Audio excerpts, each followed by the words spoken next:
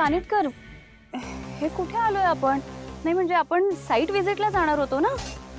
इथे मी एका कामासाठी फ्रिक्वेंटली येत असतो.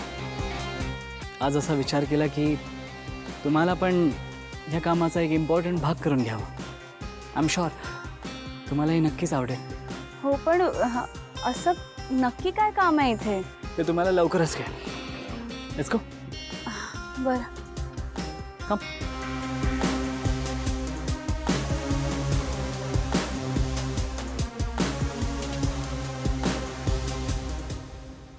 Welcome sir, welcome Jayant sir. Sir केव्हापासून आम्ही तुमची वाट बघतोय. काय घेणार आपण? चहा, कॉफी, थंड काही? कॉफी चालेल. तुम्ही बसा, मी येतोच.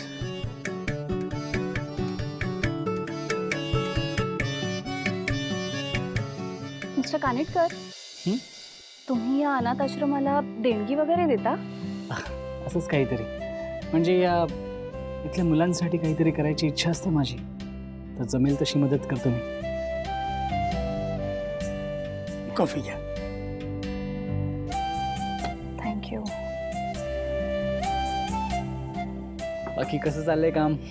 मुलांची प्रोग्रेस काय म्हणते? आणि कम्प्युटर कोचिंग सुरू करायला सांगितलं होतं, ते काम सुरू झालं?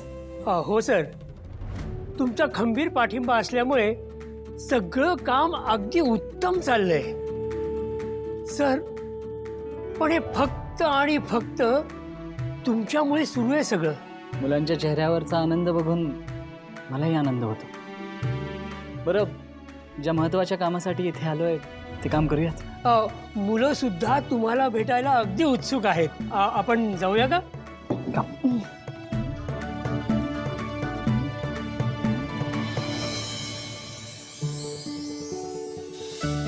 साहेब, मुलांना मी बाहेर बोलवण्यापेक्षा तुम्ही तुमच्या खास पद्धतीने बोलवलं तर खूप छान होईल आणि मुलांनाही आनंद होईल. एक मिनिट, तुमच्या स्टाईलने म्हणजे?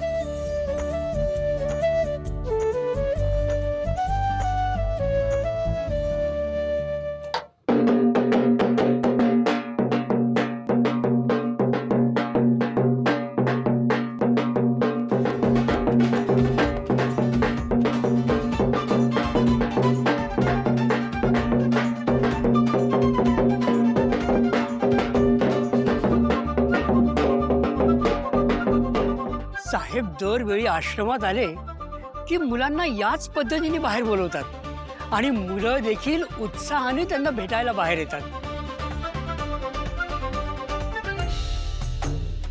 जयंत सरांची दरवेळची भेट मुलांसाठी खूप उत्साहदायक असते.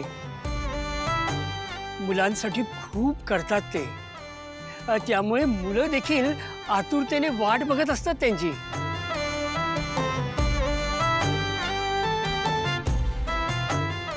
मी पण या मुलांना भेटलं तर चालेल का? का नाही, जरूर भेटा तुम्ही. नाहीतर या आश्रमात त्यांना भेटायला कोण येतं? तुम्ही भेटलात तर खूप आनंद होईल त्यांना. तुम्ही भेटा, मी आतमध्ये बसतो.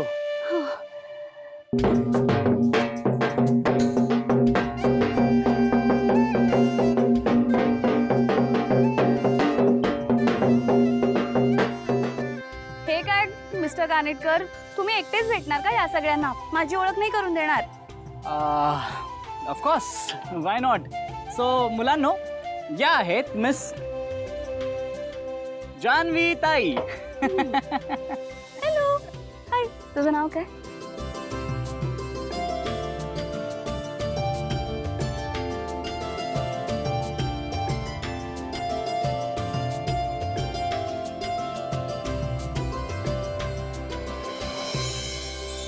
अजूनही याच डोळ्यांची जादूगरी कायम माझ्यावरी.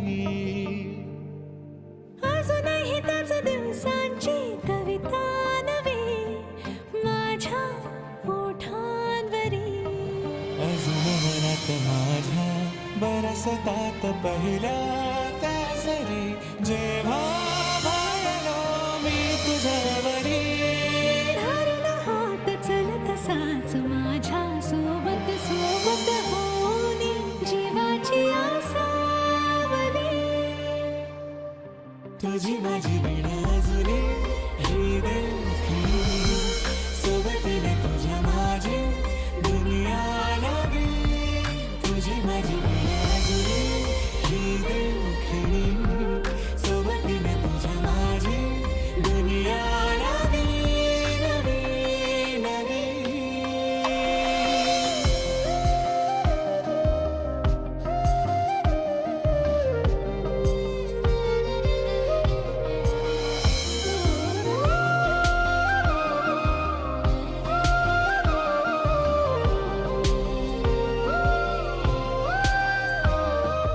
या घरावर येणारी संकट आहेत ना तुमच्यामुळे येत आहेत. निदान आता तरी स्वतःच्या मुलांचा, सुनांचा, नातवंडांचा विचार करा. का कोणाचा जीव गेल्यावरच अक्कल येणार आहे तुम्हाला? हे हरीश, व्यंकी, अरे तुम्ही तरी काहीतरी बोला.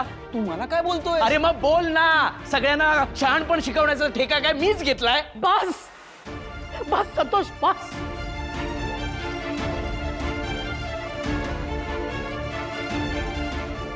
लक्ष्मी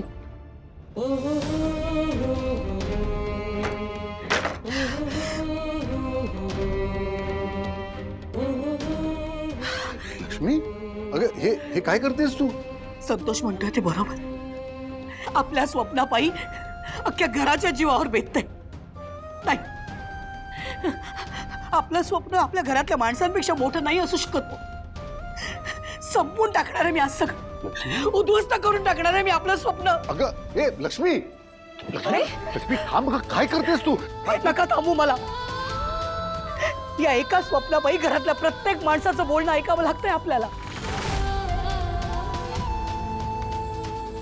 उद्ध्वस्त करून टाकते एकदाच. अगं हे लक्ष्मी अगं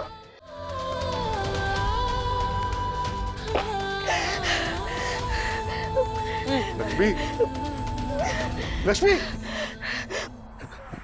लक्ष्मी अगं काय करते? बेडे सोड लक्ष्मी सोड. अगं का थांबवताय तुम्ही मला? हे स्वप्न मला कायमचं संपवून टाकायचंय. लक्ष्मी काय बोलतेस तू? आठवतंय तुला एकदा हाच विचार माझ्या हातून घडत होता तेव्हा तू मला थांबवलं होतंस आणि आज तूच काय बोलतेस? कदाचित चूक झाली माझ्या हातून. आपण दोघांनी हे स्वप्न तेव्हाच संपवून टाकायला हवं होतं. हे नकोय आपल्याला. हो खरंच नकोय. या एका स्वप्नापायी काय काय सहन करावं लागतंय तुम्हाला. पोटची पोरं तुमचा अपमान करतायत, तुमच्या स्वप्नाचा अपमान करतायत. मी नाही आता हे सहन करू शकत. नको आहे, नको. संपवून टाका. लक्ष्मी निवास नको. नाही असं पुन्हा कधीही बोलू नकोस. एक लक्षात ठेव, अगं या स्वप्नाशी आपल्या मुलांचा काय संबंध आहे? मी पाहिलंय हे स्वप्न तुझ्यासाठी. अगं लक्ष्मीसाठी निवासने पाहिलेलं हे स्वप्न आहे आणि माझ्या शेवटच्या श्वासापर्यंत मी प्रयत्न करत राहीन, काहीही करीन, पण हे स्वप्न मी पूर्ण करीन. तुला शब्द देतो मी आज. कितीही विघ्न येऊ देत, कितीही अडचण येऊ देत, कोणीही विरोध करू देत, अगदी आपल्या पोटच्या मुलांनी विरोध केला तरीही चालेल, पण हे स्वप्न आपण पूर्ण करायचं. आपलं लक्ष्मी निवास आपण बांधायचं. लक्ष्मी काही झालं तरी धीर नाही सोडायचा. एक पूर्ण करायचं.